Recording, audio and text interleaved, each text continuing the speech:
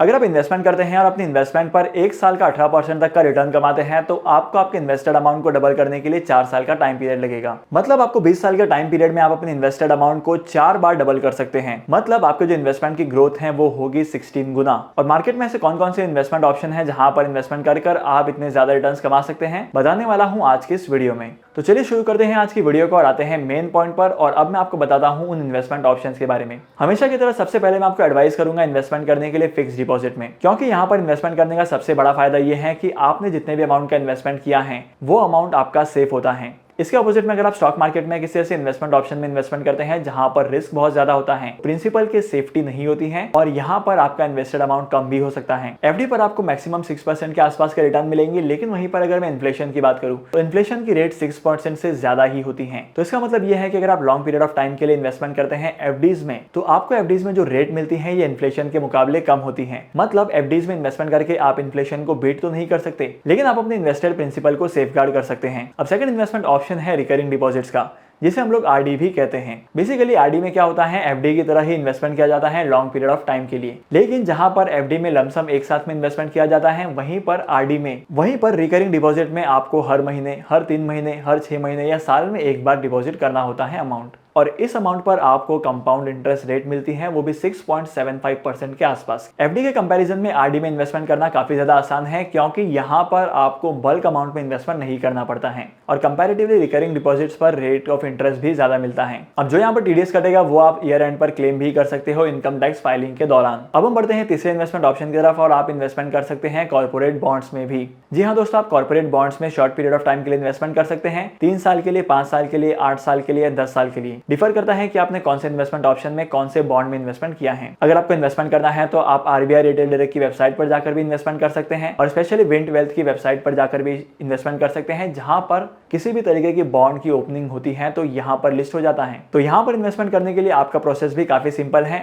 आपको आपका account create करना है, फंड्स को ऐड करना है, उसके बाद इन्वेस्टमेंट करना शुरू करना है। अगर आप इस इन्वेस्टमेंट ऑप्शन में इन्वेस्टमेंट करते हैं तो यहाँ पर आपको 12 to 17% के रिटर्न आराम से मिलते हैं। डिपेंड करता है कि आपने कितने टाइम पीरियड के लिए इन्वेस्टमेंट किया है और कितना अमाउंट इन्वेस्टमेंट किया है। चौथा इन्वेस्टमेंट ऑप्शन जहां पर आपको डेफिनेटली इन्वेस्टमेंट करना चाहिए वो है रियल एस्टेट का। देखो, मार्केट में प्रॉपर्टीज की वैल्यू पहले भी बढ़ती थी और आज भी बढ़ती है। 2008 के क्राइसिस के बाद प्रॉपर्टी की वैल्यू 10% पर एनम के हिसाब से बढ़ रही थी, लेकिन अगर मैं अभी की बात करूं तो अभी प्रॉपर्टीज की वैल्यू अराउंड 15% पर एनम के हिसाब से बढ़ती है। तो ऑब्वियस सी बात है कि अगर आप प्रॉपर्टीज में इन्वेस्टमेंट करते हैं, रियल एस्टेट में इन्वेस्टमेंट करते हैं तो 15% कम से कम आप कमाएंगे। लेकिन रियल एस्टेट में भी इन्वेस्टमेंट करने के बहुत सारे ऑप्शन हैं। आप रियल एस्टेट कंपनीज में इन्वेस्टमेंट कर सकते हैं, आप कमर्शियल प्रॉपर्टीज में इन्वेस्टमेंट कर सकते हैं और रेसिडेंशियल प्रॉपर्टीज में भी इन्वेस्टमेंट कर सकते हैं। कमर्शियल प्रॉपर्टीज में रेसिडेंशियल प्रॉपर्टीज के कंपैरिजन में रेंट ज्यादा मिलता है और यहाँ पर रिटर्न ऑफ इनकम के चांसेस भी ज्यादा होते हैं। और वहीं पर अगर आप रियल एस्टेट में इन्वेस्टमेंट करना चाहते हैं छोटे से छोटे अमाउंट में, तो आप इन्वेस्टमेंट कर सकते हैं REITs में। REITs का मतलब होता है रियल एस्टेट इन्वेस्टमेंट ट्रस्ट,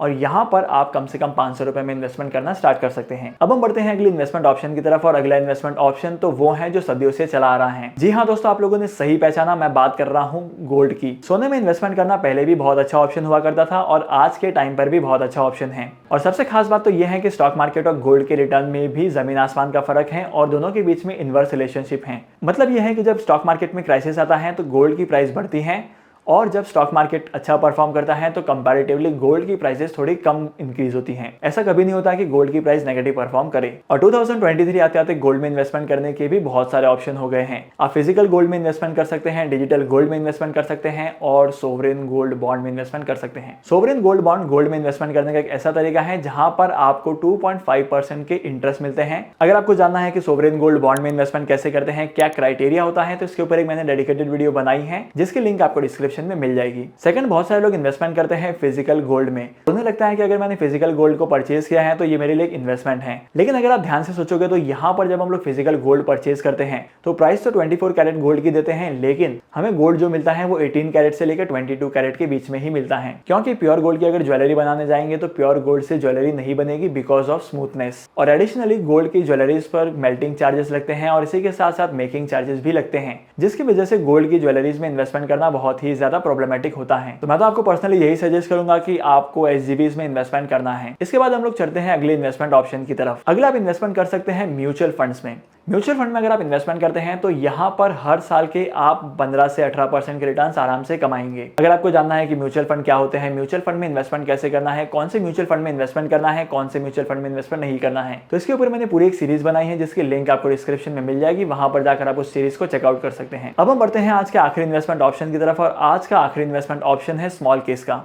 अगर आप नया नया इन्वेस्टमेंट करना स्टार्ट कर रहे हैं स्टॉक मार्केट में, तो आपके लिए थोड़ा सा मुश्किल हो जाएगा किसी भी पर्टिकुलर कंपनी के शेयर्स में इन्वेस्टमेंट करना। तो आपके लिए मैं एडवाइस करूंगा स्मॉल केस के थ्रू इन्वेस्टमेंट करने की, क्योंकि यहाँ पर बहुत सारे ऐसे स्मॉल केस हैं जहां पर इनके जो रिसर्च एनालिस्ट हैं, जो भी स्मॉल केस को मैनेज करने वाले मैनेजर हैं, वो रिसर्च करते हैं और इन्वेस्टमेंट करते हैं स्टॉक्स में। तो इस इन्वेस्टमेंट ऑप्शन में आपको किसी भी तरीके से रिसर्च करने की जरूरत नहीं है। आपको खाली इतना सेट करना है कि आप कितना अमाउंट इन्वेस्टमेंट करने वाले हो, कितना रिस्क आप ले सकते हो और आपको कितने रिटर्न्स कमाने हैं। इसके बेसिस पर आपका इन्वेस्टमेंट ऑटोमेटिकली किया जाएगा और यहाँ पर आप कम से कम 20-22% के रिटर्न आराम से कमाएंगे। मैं इस इन्वेस्टमेंट ऑप्शन में मिलने वाले कम से कम इंटरेस्ट रेट की बात कर रहा हूँ। स्मॉल केस के थ्रू आप 26% भी कमा सकते हैं और बहुत सारे स्मॉल केस ऐसे हैं जिन्होंने 35% तक के भी रिटर्न दिए हैं। तो अपने इन्वेस्टमेंट के पोर्टफोलियो को डाइवर्सिफाई करने के लिए आपको इन सारे इन्वेस्टमेंट ऑप्शन में इन्वेस्टमेंट करना है। मैंने आज के इस वीडियो में स्टॉक्स में इन्वेस्टमेंट करने के लिए रिकमेंड नहीं किया है, क्योंकि थोड़ा सा रिस्की होता है। अगर आपको जानना है कि स्टॉक्स में इन्वेस्टमेंट कैसे करते हैं, कौन से कंपनी के शेयर्स में इन्वेस्टमेंट करना चाहिए, अगर आपको फंडामेंटल एनालिसिस के बारे में जानना है, तो इसके ऊपर मैं बहुत ही जल्दी वीडियोस लेकर आऊंगा जहां पर मैं आपको एक्सप्लेन करूंगा। तो आज के इस इंपॉर्टेंट वीडियो को यहीं पर खत्म करते हैं और होप करता हूं कि आज की वीडियो का कंटेंट आपको वैल्यूएबल लगा होगा। मैं आपको मिलूंगा अगली वीडियो में नए टॉपिक के साथ, एक इंटरेस्टिंग टॉपिक के साथ। तब तक के लिए signing off, happy investing and good bye.